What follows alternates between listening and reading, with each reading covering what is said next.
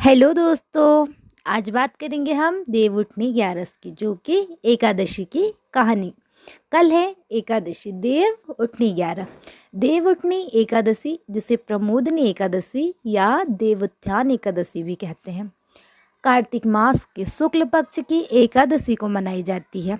यह वह दिन है जब भगवान विष्णु अपनी 4 माह की योग निद्रा से जागते हैं और इसी के साथ सभी शुभ कार्य जैसे विवाह, मुंडन आदि फिर से शुरू हो जाते हैं।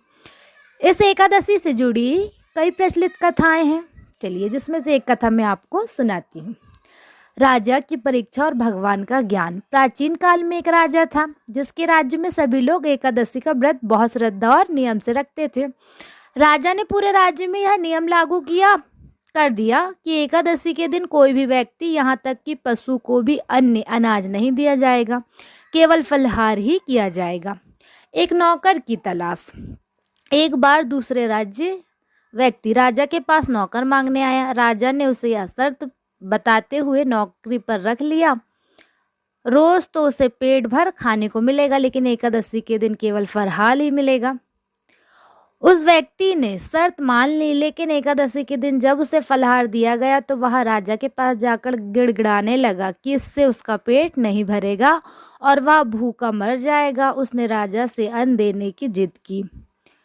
भगवान का हस्तक्षेप। राजा ने उस व्यक्ति को अन्न देने से मना कर दिया और कहा कि अगर उसे इतना ही कष्ट हो तो वह अपनी नौकरी छोड़ दे। जब राजा उस व्यक्ति को अन्न नहीं दिया तो वह भूखा व्यक्ति अपने प्राण त्यागने के उद्देश्य से नदी की तरफ बढ़ गया।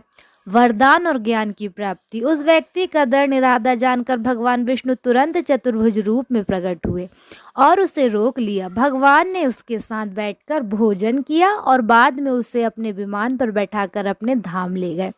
यह देखकर राजा को यह ज्ञान हुआ कि व्रत उपवास तब तक फल नहीं देते जब तक कि मन शुद्ध ना हो और ईश्वर के प्रति सच्ची श्रद्धा ना हो। वह व्यक्ति सच्चा भक्त था जिसने अपनी भूख से ज्यादा भगवान पर भरोसा किया और इस प्रकार भगवान ने स्वयं आकर उसकी मनोकामना पूरी की।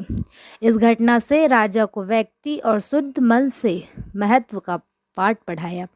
लक्ष्मी जी की प्रार्थना। एक अन्य पौराणिक कथा के अनुसार एक बार माता लक्ष्मी ने भगवान विष्णु से कहा, हे नाथ, आप दिन रात जागते रहते हो और जब आप सोते हो तो लाखों करोड़ों वर्ष तक सोते हो।